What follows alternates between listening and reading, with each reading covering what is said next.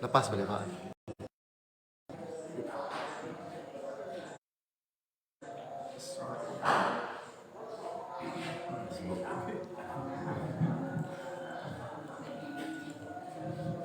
Bismillahirrahmanirrahim. Assalamualaikum warahmatullahi wabarakatuh. Wa sallama tasliman katsira. Amma ba'd. Ibu-ibu tiang, mami-mami, bapak-bapak, hadirin jamaah salat subuh dan taklim subuh yang musalla Riyadul Ulum yang insyaallah dirahmati Allah. Alhamdulillah, hari ini kita memasuki hari yang ke-21. Jadi tinggal 9 hari lagi. Benar idah ibu ya. Wih idah. Lagu semakin lama semakin menyusut terus jamaah ini kan. Ya. Iya, manusia aja gitu. Padahal di ujung itu, di akhir itu yang dinilai. Padahal kan sama seperti orang main bola ini kan ya. Bapak penyisihan, pada biru. Nah, masuk babak perempat final, semifinal, final tinggal 2 doang. Jadi mudah-mudahan kita yang hadir di sini semakin terus meningkatkan full ibadah. Yang 9 hari jangan sampai luput. Mudah-mudahan kita terus, terutama Al-Quran, tilawatul Quran, dan coba setelah membaca Al-Quran buka tafsir-tafsir. Karena terjemahan ini kan ya, ada terjemahannya supaya kita memahami kandungan dan makna firman-firman Allah. Jamaah yang dirahmati Allah, di Ramadan ini berbeda sekali dengan bulan-bulan lainnya. Ini adalah bulan di mana seluruh rahmat Allah, maghfirah, maghunah itu terkumpul. Jadi keberkahan itu ada pada bulan ini. Ibarat di padang pasir itu ada oase, ada air. Dia untuk hapus dosa-dosa kita. Di sanalah kita mohon diampunkan dosa-dosa, kesalahan, kekhilafan kita. Di sanalah rahmat Allah akan tercurah. Di sanalah doa-doa akan makbulah. Kalaupun tidak di dunia ini kita dikabulkan doa, insya Allah itu investasi, itu simpanan doa kita nanti di akhirat. Jadi jangan pernah malas, apalagi malu untuk meminta kepada Allah. Kamu meminta kepada sesama manusia, malu kita kan. Kalau Allah apa saja keinginan kita, hajat kita, itu mohonkan kepada Allah. Kalaupun tidak dikabulkan di dunia ini, insya Allah nanti di akhirat akan diberikan. Jadi 9 hari lagi, mari terus kita penuhi malam-malamnya, siang-siangnya dengan berbagai amaliyah Ramadan. Jadi inilah hari di mana atau malamnya itu disebut malam Lailatul Qadar. Lailatul Qadar itu adalah malam kemuliaan. Memang tidak ada seorang pun yang bisa memastikan kapan datangnya malam kemuliaan itu. Rasulullah hanya memberi isyarat, memberi petunjuk bahwa carilah Lailatul Qadar itu pada malam-malam ganjil di 10 yang terakhir di bulan Ramadan. Nah ini udah 10 yang terakhir sudah ini. Tadi malam ke-21, besok ada malam 23, kemudian 25, 27. Nah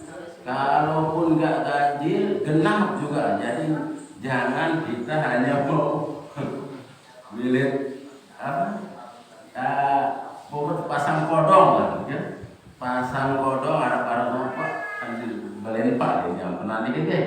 Muka pasang kodong harap doang, melon keruju, budak, kiper simbur, nah menua. Jadi kalau nggak malam ganjil, malam genap gitu. Tapi sekali lagi ikhlas kita beribadah itu melampaui semua itu. Makanya ada tausiah singkat dari Syekh Sibli namanya. Kun rabbaniyan wala takun ramadhaniyan. Jadilah kalian itu hamba Allah. Karena namanya hamba itu patuh, taat, berbakti hanya kepada Allah. Aran dengan budak, hamba itu kan budak ya. Apa saja perintah dari tuannya akan dilaksanakan. Itu ini panjang budak, Abdul itu budak. Jadi kun rabbaniyan, jadilah kalian semua itu, kata Syazili ini, hamba Tuhan, hamba Allah Ta'ala. Wala takun ramadhaniyan. Jangan kalian menjadi hambanya Ramadan. Ramadan itu makhluk, ya. Pokoknya di luar Allah itu makhluk. Allah adalah khaliq. Nah, kita kan pahala macam-macam, berarti orientasinya pahala kan. Nah, ini waktu tingkatan hidup ada bolehnya nilai ibadah ada pahala surga ya. Wajar itu, tapi kalau meningkat lagi kayu pelunggu, ya Allah yang ridhoan meningkat, jadi meningkat amal ini. Dia beramal itu karena seperti amalnya para pedagang. Pedagang kan milih untung doang. Nah, jadi kita jangan seperti itu. Pesan saya sih beli, kalau beribadah di Ramadan itu jangan jadi hamba Ramadan. Di luar Ramadan dembele, nggak mau beribadah. Ini bahaya kan? Mau pokoknya dilipat gandakan, di macam-macam, pahala macam-macam. Berarti orientasinya pahala. Nah, ini adalah ibadahnya pedagang. Meningkat lagi ibadah orang-orang yang mukhlishina lahuddin, yang semata-mata mengikhlaskan ibadahnya itu hanya untuk Allah, untuk agama Allah. Jadi sampai ada namanya Rabi'ah al-Adawiyah. Nah, ini Rabi'ah ini dengan mina ini itu. Jadi sufi, seorang sufi perempuan, Rabi'ah Adawiyah ini sampai dia berucap, pokoknya dia muhabbah, nama thariqahnya itu thariqah muhabbah. Cintanya hanya kepada Allah, sampai tidak ada rasa cintanya untuk selain kecuali hanya pada Allah. Sampai dalam riwayatnya itu beliau tidak menikah. Nah, pernah dilamar oleh Hasan al-Basri, sama-sama sufi. Tapi dia mengatakan, saya khawatir nanti cinta saya ini terbagi kepadamu dan kepada Tuhan. Nah ini, Rabi'ah itu katakan, ya Allah, saya beribadah ini bukan karena mengharap surga, bukan karena takut neraka. Kalau itu ada pada hatiku, maka lemparkan saja saya ke neraka. Saya semata-mata beribadah itu hanya karena cintaku memenuhi segala itu. Ini Rabi'ah Adawiyah. Nah, makanya mulai saat ini kita coba meningkatkan, melatih. Walaupun apapun yang kita lakukan, bukan kita berorientasi kepada pahala atau surga atau takut neraka, tapi meningkat lagi supaya hanya semata-mata untuk mencari ridho Allah. Wah ridho Allah Ta'ala, dendek surga, dihindari neraka pasti semua. Kan dalam akhir surat Al-Fajr itu apa firman Allah? Ya ayyatuhan nafsul mutmainnah irji'i ila rabbiki radiyatan mardiyah.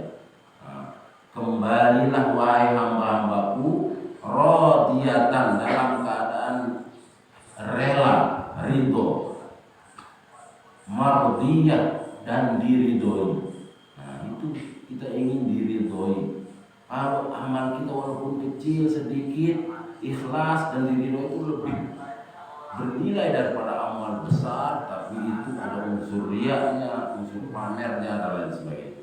Oleh karenanya mari di terakhir bulan Ramadan tahun ini kita penuhi ibadah kita semata-mata karena kita abdullah, hamba Allah yang hanya mencari ridho Allah, ya. Jadi kalaupun berkaitan dengan akhir-akhir Ramadan ini juga kita mengingat bahwa di samping Lailatul Qadar itu memang disebutkan 3 kali, ya. A'udzubillahi minasyaitonirrajim. Bismillahirrahmanirrahim. Inna anzalnahu fi lailatul qadar. Sesungguhnya kami menurunkan Al-Quran pada malam kemuliaan. Diulangi lagi, wa ma adraka ma lailatul qadar. Tahukah kalian apakah malam kemuliaan itu? Lailatul qadri khairum min alfi syahr. Malam kemuliaan itu lebih baik dari 1000 bulan. Tanazzalul malaikatu warruhu fiha bi'izni rabbihim min kulli amr. Kenapa lebih baik dari 1000 bulan? Karena tanazzalu para malaikat Allah itu banyak jumlahnya, kita nggak tahu jumlahnya. Tapi yang kita hanya disuruh tahu ada 10 itu. Dan para malaikat itu turun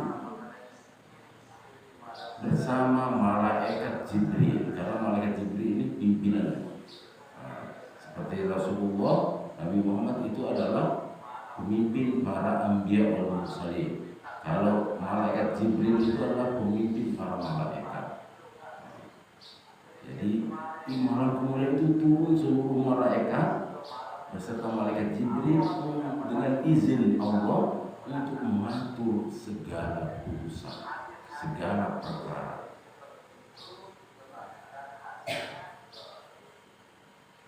Jadi inilah malam kemuliaan.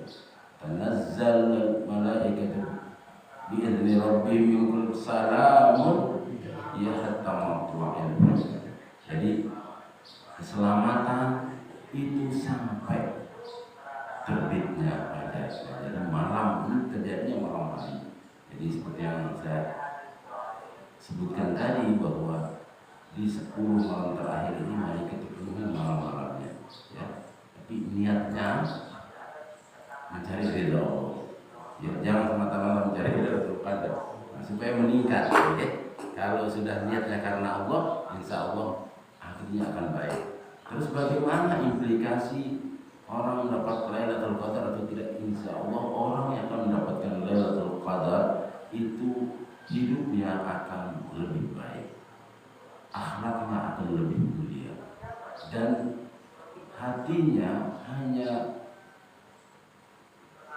disinari oleh ruhaniyah rabbaniyah, sehingga hatinya akan bisa memfilter, menjaga diri dari perbuatan-perbuatan yang tercela dan senantiasa ingin terus melakukan kebaikan-kebaikan.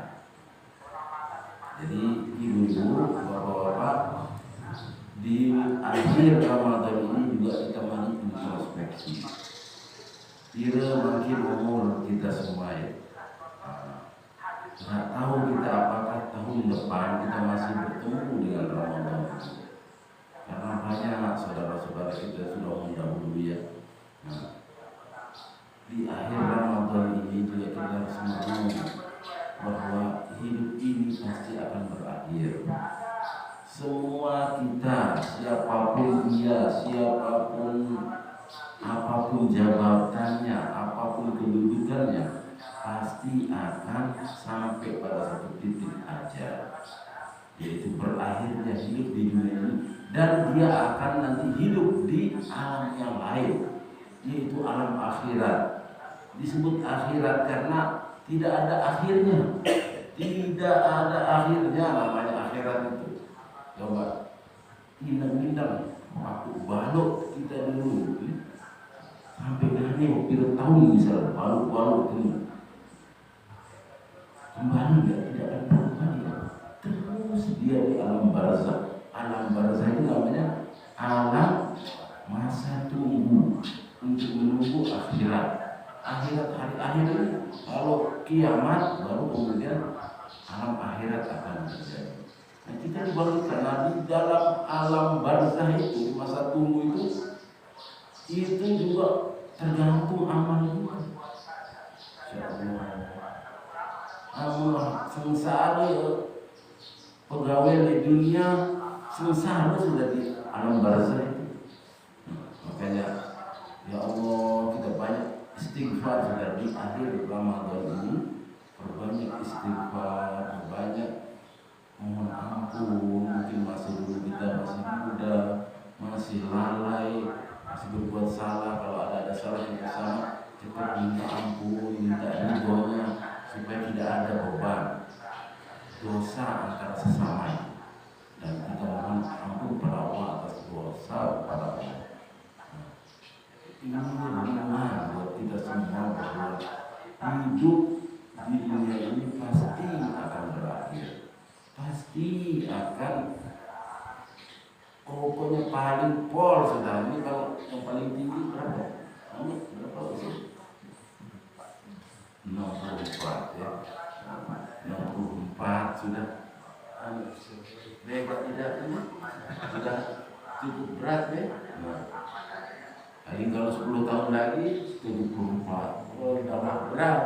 Rata-rata harapan hidup itu 65 tahun. 65 tahun ya. Rata-rata orang bisa hidup di dunia ini Berapa tahun? 65 tahun. 65 tahun hidup yang. Setelah itu kalau enggak sayangnya, makanya mumpung masih kita ada kekuatan, udah malas-malas paksa, oke? Dipaksa kita supaya investasi kita di akhirat itu ada. Tapi sekali lagi bukan untuk kita hanya ridho Allah dinaikkan ya. Sekali lagi ingat bahwa hidupku ya Allah ini hanya mencari ridhomu dan kerelaannya. Apapun enggak mungkin Allah itu menzolimi hamba.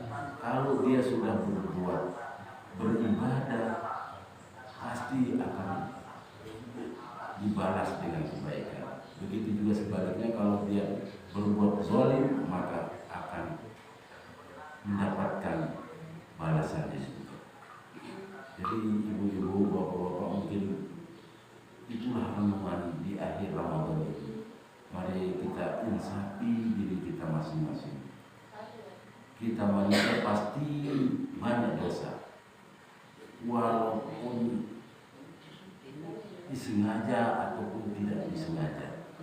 Pasti ada luput kita, ada lemah, hilaf dan salah kita. Makanya mohon ampun. Makanya di akhir Ramadan itu kan, saya ingatkan juga di akhir Ramadan ini, mari kita bersihkan jiwa kita dengan zakat fitrah.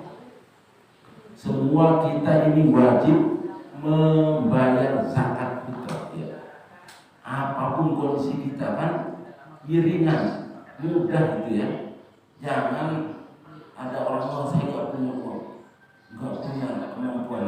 Kalau begitu kondisinya pasti dia dapat zakat fitrah. Zakat yang dapat itu dizakatkan lagi supaya bersih ya.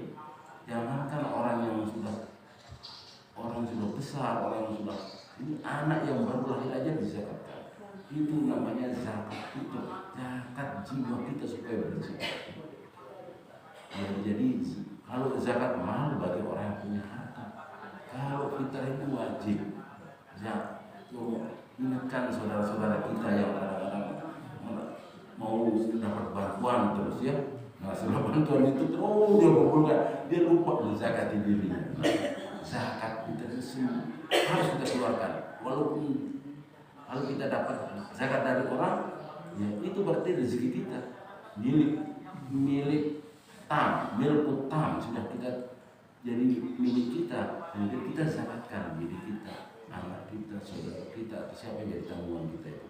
Jadi jangan pernah tidak mengeluarkan zakat fitrah, zakat diri katanya. Ini di akhir juga ya, di akhir Ramadan itu kita ingatkan supaya bersih. Kalaupun puasa kita ada yang hilaf-hilaf itu bisa tertutupi oleh zakat. Kemudian kalau semua ini sudah kita laksanakan, kita akan mendapatkan predikat aidin wal faizin. Minal aidin itu artinya itu doa ya. Minal aidin wal faizin. Semoga kita termasuk orang-orang yang kembali kemana? Kembali kepada Allah nanti. Kembali kepada Allah berarti kita rasanya dari Allah ini. Inna lillahi wa inna ilaihi raji'un. Jadi orang yang bisa kembali kepada Allah itu adalah orang-orang yang bersih, yang suci, yang tidak ada dosa. Itu kembali. Kalau orang nggak bisa kembali itu namanya orang yang tersesat. Itu bahasa Al-Qur'annya dhalin. Orang yang tersesat, tidak tahu jalan kembali, tidak tahu jalan pulang. Jadi akidin itu adalah orang-orang yang pulang, orang kembali kepada Allah, kepada asalnya, asal usul. Makanya orang kan senang pulang kampung ya. Itu karena kerinduan itu. Pulang ke kampung halaman itu rindu. Kalau kita merantau, itu lihat doang. Nah itu seperti itu kondisinya. Jadi kalau orang yang bersih hatinya pasti dia ingin pulang ke asalnya, yaitu Allah yang at-tayyibin at-tahirin, yang maha suci, maha bersih. Makanya kita bersihkan diri di Ramadan ini. Kita bersihkan, kita cuci dosa-dosa kita dengan puasa, dengan qiyam Ramadan, qiyam lail, tilawatul Quran, zakat, infak, sedekah. Itu bersih nanti. Kita akan kembali diterima, diridhoi oleh Allah. Nah, kalau sudah kembali diridhoi, maka kemudian menjadi faizin, orang-orang yang beruntung, orang-orang yang selamat, insyaallah. Jadi ini di akhir Ramadan sekali lagi, ini juga nasihat buat tiap pribadi kepada kita semua juga. Mari kita isi 9 hari Ramadan ini dengan ibadah maksimal karena Allah, karena mencari ridho Allah. Yang kedua, mari kita bersihkan jiwa kita dengan membayar zakat fitrah. Kalau ada lebih uang kita, keluarkan zakat hartanya. Kalau nggak bisa berzakat harta, sedekahkan, infak semampuan kita. Mungkin ada yang lebih miskin atau lebih dari kita, kasih. Itu pasti akan kembali. Apa yang kita keluarkan itu akan diganti oleh Allah dengan cara yang lain. Yakin saja, insya Allah tidak akan pernah miskin orang yang dermawan, dan tidak akan pernah bangkrut orang dermawan. Jaminan Allah ini kalau ada ini, ya. Bahkan dulu kalau para sahabat itu, ya semua dikeluarkan itu. Nah, itu para sahabat. Makanya kalau kita bisa mengukur, ini ada kelebihan. Makanya kan cara Rasulullah mengajarkan kalau kita buat masakan, kalau nggak cukup itu dibagi, banyakin airnya, kuahnya, supaya minimal kuah kita bagi. Itu gambaran supaya kita membersihkan harta kita, jiwa kita, tidak ada hal-hal yang syubhat. terakhir kita mohon mudah-mudahan kita bisa kembali ke Allah dengan bersih jiwa raga dan diterima diridhoi. Amin ya rabbal alamin. Saya kira ini mungkin kalau ada pertanyaan, yes, mungkin. Anak bajang cuma anu jaga pusat, bau anak bajang lima jaga pusat. Saat menerima agar jaga cinta bagi anak bajang. Kalau nanti yang terima anak orang tua, orang yang lebih tua memberikan kepada yang lebih kecil, namanya tambur. Jadi zakat fitrah itu kepada mustahik, pertama ya, kepada siapa saja di luar tabungan kita. Oke. Jadi kalau ibu anak bajang tidak bisa, asal dia kondisinya miskin, fakir miskin ini ya.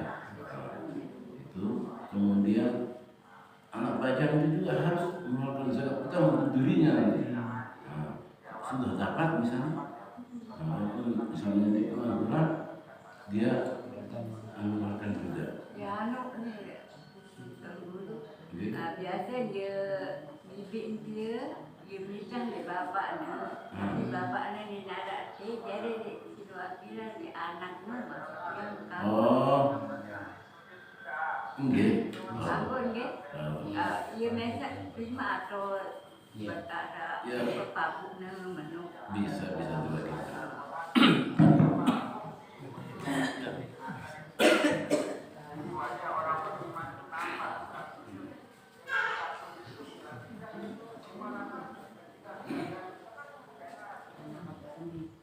Jadi Nike diwakilkan atau berapa?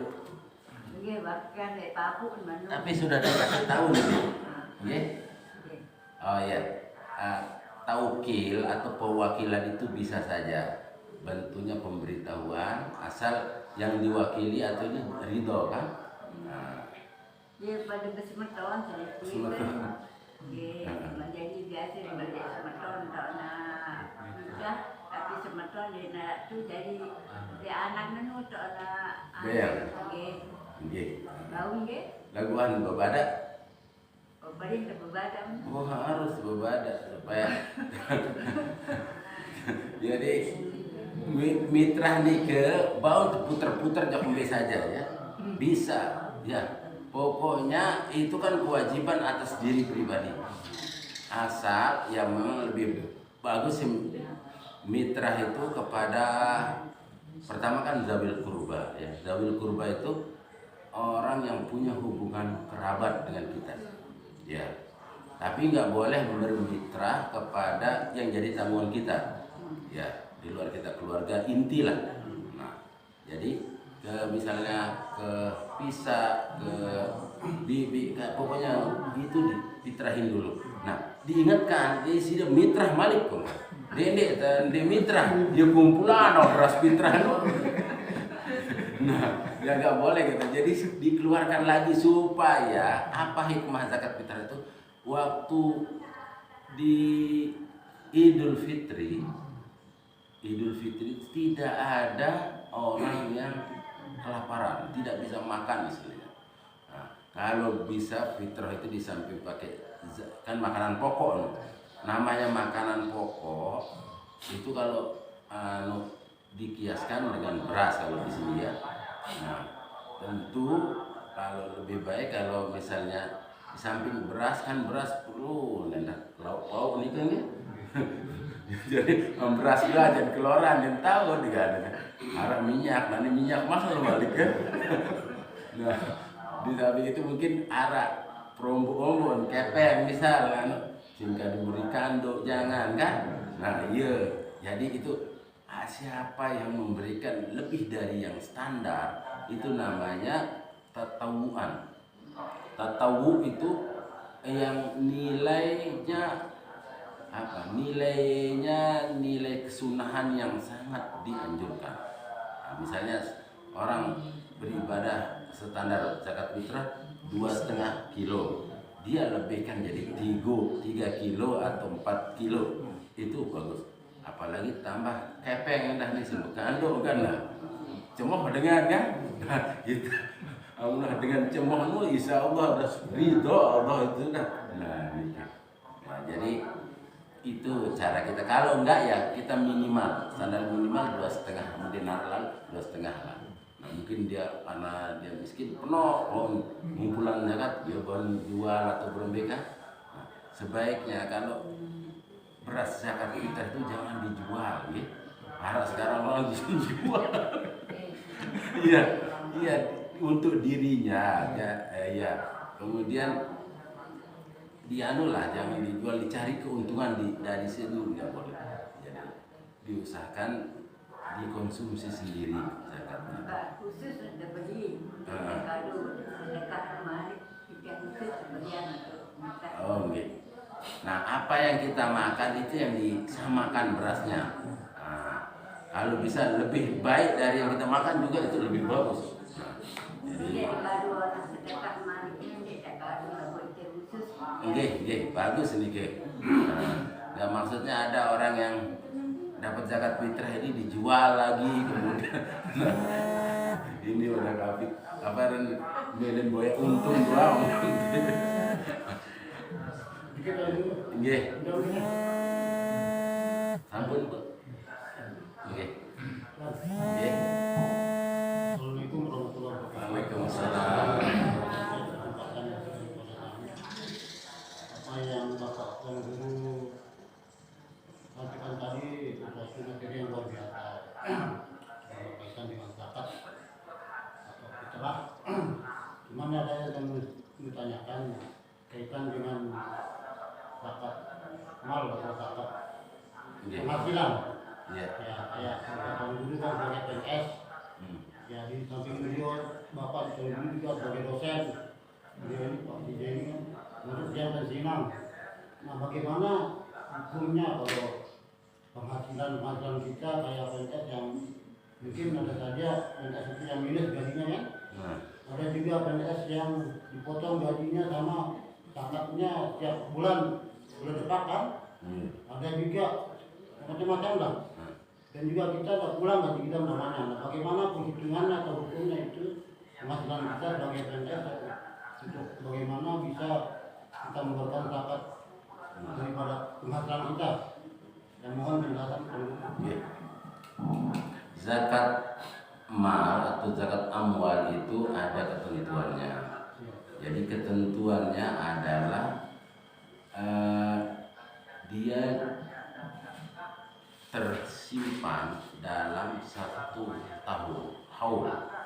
Jadi 1 tahun misalnya kalau emas atau perak dan harta berharga dia bertahan atau daur tahunannya itu 1 tahun. Nisabnya. Nah, nisabnya 1 tahun.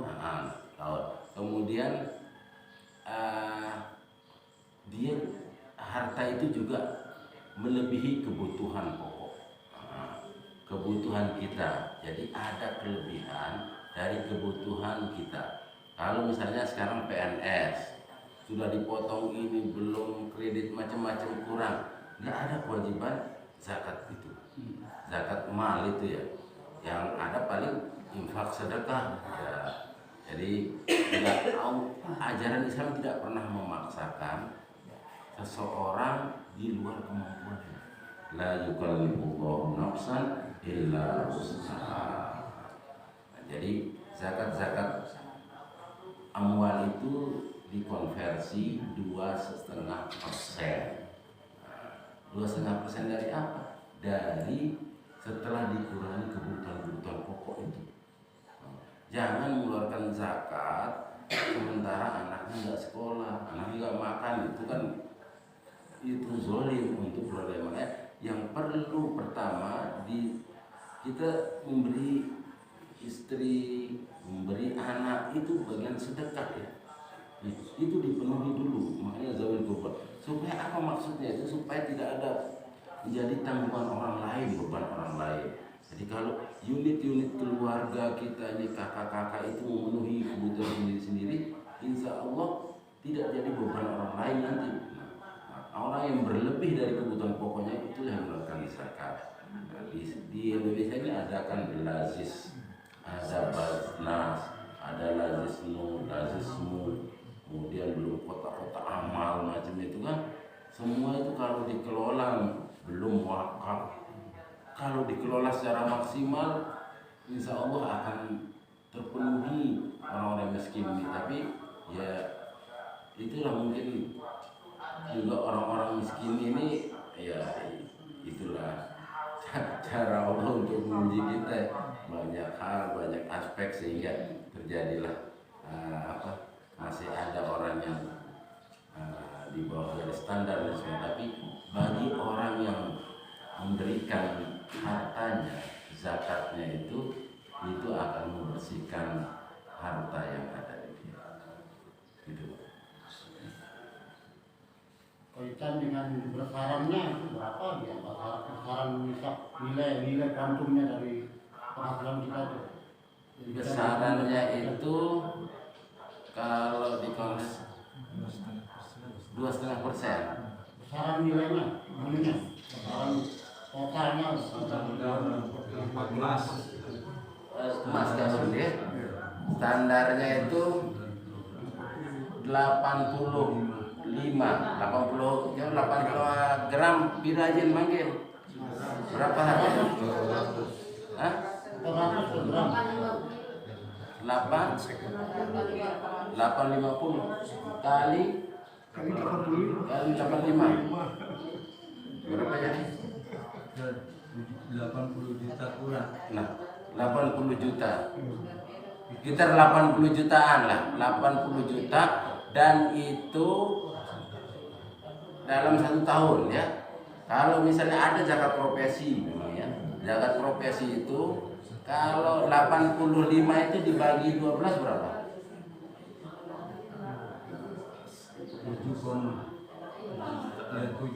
7 juta. Nah, 7 juta. Ini 7 juta. Berarti bisa setiap 7 juta itu kurangin 2,5%. Kalau emas, kalau kita punya harta 80 juta tersimpan selama 1 tahun, keluarkan zakatnya. Paling berapa itu? 2,5%? 80 juta 2,5% beda nih guys. Lanjut tahun itu.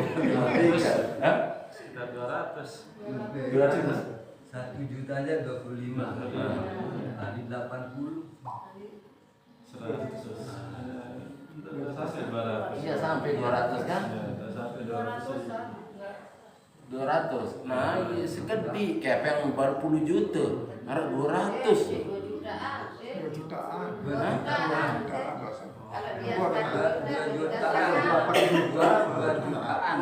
jutaan. Iya. 2 juta per tahun. 2 juta per tahun. Din berat, kayak yang baru 10. Milit bude kayak yang baru 10 juta tuh dek. Nah, milit lagi sebulan baru 10 juta, sebulan 2 juta masa berat.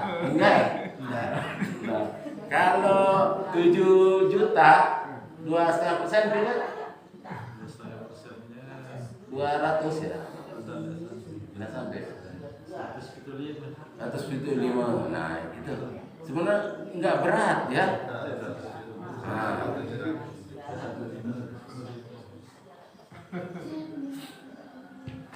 Insya Allah kalau kita keluarkan zakat, infak, sedekah itu bersih harta kita dari hal-hal yang subhat nih. Nah, jadi keberkahan dan akan terus bertambah. Sekali lagi itu juga investasi kita. Itu harta yang kita keluarkan itu nanti jadi tabungan kita di akhirat. Yang tanya sedikit kaitan dengan tadi malam-malam Lailatul Qadar mengisinya dengan etika. Apakah harus di masjid yang besar atau boleh tadi musola? Kemudian yang kedua tentang ibu-ibu itu apakah harus ke masjid atau di rumah saja?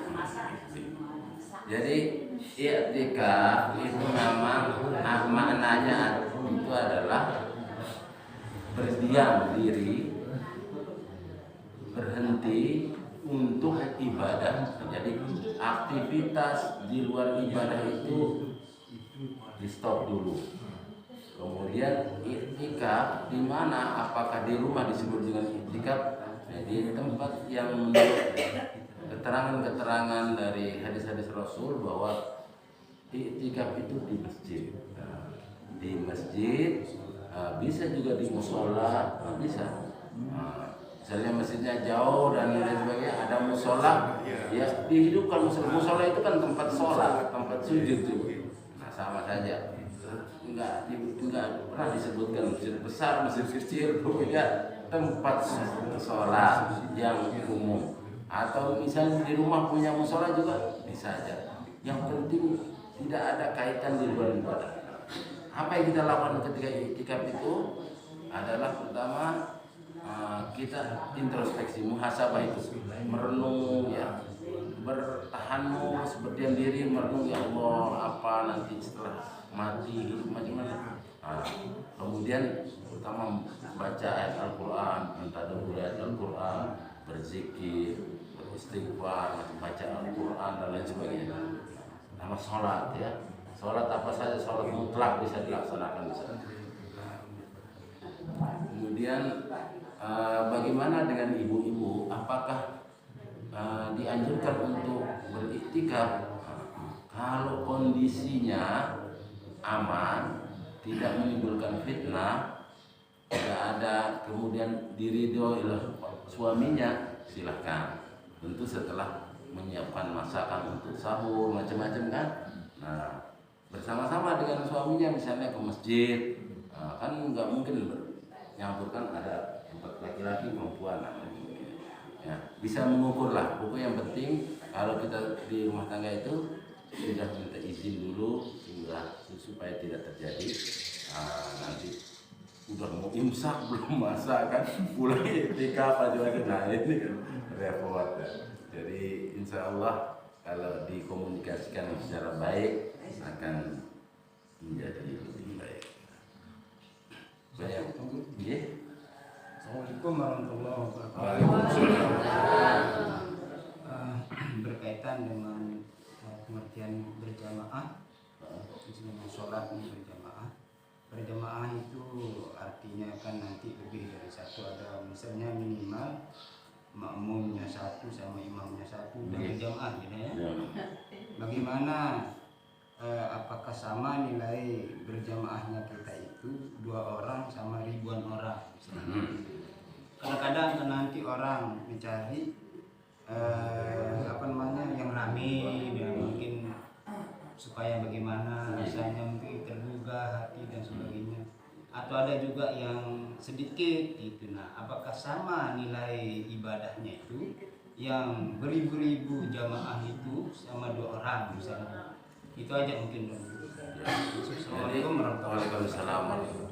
Bagaimana dalam konteks namanya jamaah itu adalah kumpulan orang yang sebenarnya disebut jamak itu.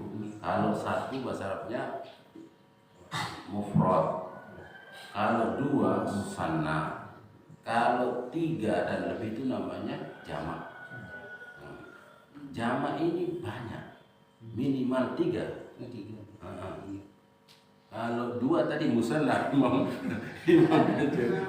musanna namanya. Nah, jadi apakah mana yang lebih utama, berjamaah dengan sedikit dan banyak? Tentu yang lebih banyak itu lebih afdol. Ayat Al-Qur'annya mana? Al-Qur'annya wasjudu warka'u ma'arraqiin. Ma'arraqiin, bersujudlah kalian, rukuklah. Sujud ruku itu berarti sholat ya. Ma'arraqiin, bersama orang-orang yang ruku. Banyak orang ruku. Nah, makanya kalau jamaah, dia lihat jamaah di Masjidil Haram kan ribuan orang. Itu aku lihat semua nanti kan banyak doa, banyak kebaikan di sana itu. Namun kasih 2 doa. Memang kalau suami istri jamaah itu bagus nih berdua, tapi kalau mau lebih bagus lagi ya jamaah yang lebih banyak ke masjid berdua. kan nanti istrinya di perempuan, suaminya di jadi ini tiap jelo kacet dua bersembahyang. Jadi apa fungsinya juga jamaah ini supaya kita ini makhluk sosial, supaya hubungan kita dengan sesama manusia juga baik. Kalau berjamaah kan sering bertemu, ini batur, ini ada yang kekurangan, bisa saling hubungan baik dengan sesama itu dijaga. Makanya duribat alaihimul dhillatu aina ma tuqifu illa bihablim minallah wa hablim minan nas. Duribat akan ditimpakan al-dhillah, kehinaan. Duribat alaihimul dhillat aina ma tuqifu, di mana kalian berada, illa bihablim minallah wa hablim minan nas, kecuali bagi orang yang membangun hubungan baik dengan Allah dan membangun hubungan baik dengan sesama. Semua bentuk ibadah ini sebenarnya disuruh berjamaah. Ya, puasa, amat mesak puasa, jika tidak teh, bot ganti. Berat, kami coba. Pak Ustaz di sini bertiga, kadang di sini berjamaah. Maunya katanya mau apa namanya? Jamak Jadi dia kadang datang, kadang bertiga, kemana-mana. Ke masjid. Nah, makanya bagaimana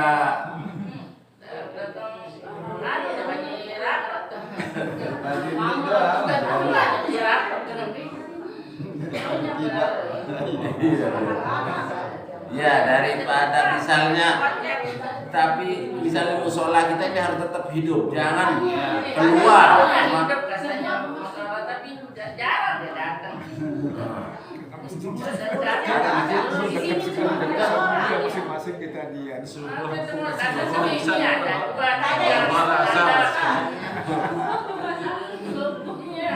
Subuh jaga aja arah ke subuh sendiri. 4 orang biasanya berakun, Bu. Karena subuh ada subuh. Ya kalau subuh yang laki 2 orang, 3 orang. Musola madrasah. Ya, tapi ini maksudnya supaya di sini juga nggak mati, harus diisi ya, bagi ya, pembagian. Dia selaku yuk tuh dong kan. Jadi ya, supaya tempat kita ini juga dengan hidup gitu ya. Nah, sedikit. Ini masjid ini masjid.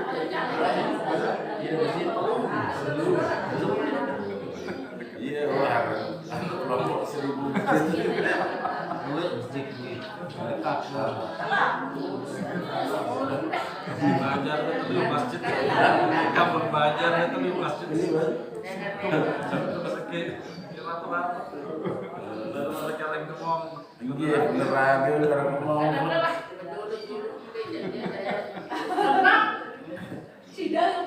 Amun subuh-subuh piro anu jamaah ini kan banyak. Subuh aja kenal. Bisa kenal. Asar ke Johor. Asar belen berdasar. Iya. Sembahyang dulu.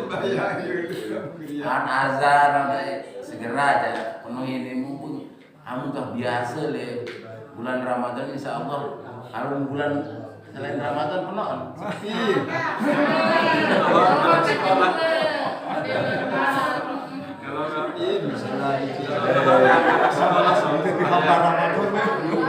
Ramadan tuh ada kerjiman salat. Johor kadang sekolah. Salat ya. Sekolah dulu baru pulang.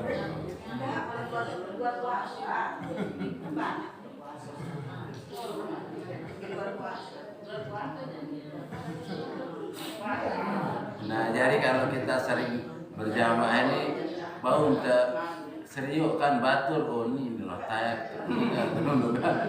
Nah, diajak, ada kewajiban kita ini kan wal takum minkum ummatun yad'una ilal khair wa ya'muruna bil ma'ruf yanhauna 'anil munkar. Jadi hendaklah ada dari kalian itu sekelompok orang yang mengajak kepada kebaikan.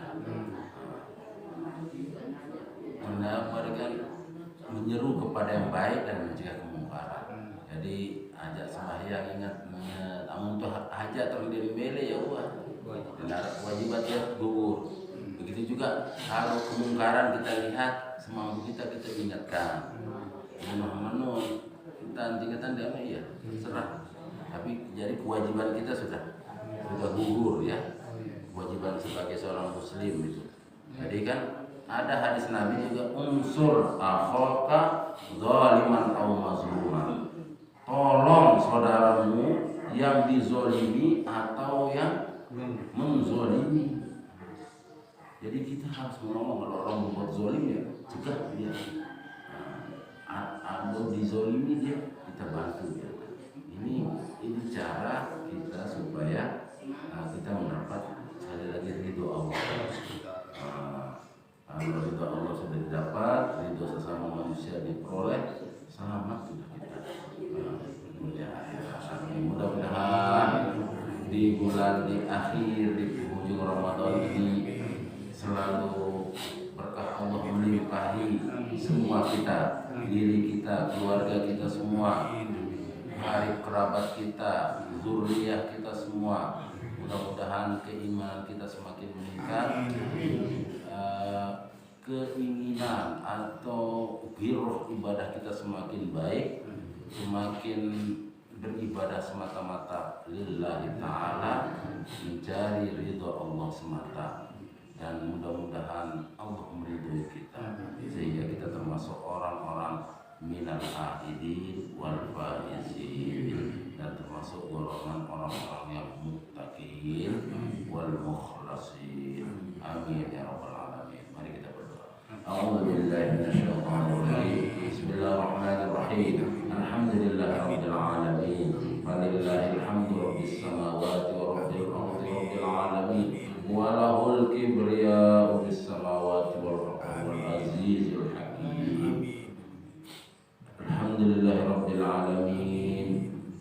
Wassalatu wassalamu ala asyrafil anbiya'i wal mursalin sayyidina wa maulana Muhammad wa ala alihi washabbihi ajma'in. Allahumma shalli sholatan kamilah wa sallim salaman tamman ala sayyidina Muhammadin alladzi tanhalu bil uqad wa tanfariju bil qurub wa tuqda bil hawaij wa tunalu bil raghaib wa husnul khawatim wa yusassul ghamam bi wajhil karim wa ala alihi washabbihi fi kulli lamhatin wa nafsin bi adadi kulli ma'lumin lak. Allahumma rabbana taqabbal minna salatana wa siyamana wa qiyamana wa ruku'ana wa sujudana wa tadarru'ana wa takhashu'ana wa tilawatana wa jami'a amalina sholih wa jami'i hajatina wa jami'i du'aina wa tammin taqsirana ya Allah ya rabbal alamin. Allahumma ja'alna bil imani kamilin wa lil fara'idi mu'addin وللصلوات محافظين وللزكاة فاعلين ولما عندك طالبين ولعفوك راجين وبالهدى متمسكين وعن اللغو معرضين وفي الدنيا زاهدين وفي الآخرة راغبين وبالقضاء راضين وللنعماء شاكرين وعلى البلاء الصابرين وتحت لواء سيدنا محمد صلى الله عليه وسلم يوم القيامة السائرين وإلى الحوض واردين وإلى الجنة داخلين ومن النار ناجين وعلى سرير الكرامة قائدين ومن حور العين متزوجين ومن سندس واستبرق وديباج متلبسين ومن طعام الجنة آكلين ومن لبن وعسل مصفى شاربين بأكواب وأباريك وكأس من معين مع الذين أنعمت عليهم من النبيين والصديقين والشهداء والصالحين وحسن أولئك رفيقا ذلك الفضل من الله وكفى بالله عليما. وصلى الله على سيدنا محمد بن عبد الله وعلى آل بيته أهل الله صلاة تجعل بها حياتنا كلها لله ومماتنا في سبيل الله وآخر كلامنا لا إله إلا الله محمد رسول الله صلى الله عليه وسلم وعلى آله وصحبه وسلم تسليما كثيرا والحمد لله رب العالمين. بسم الله.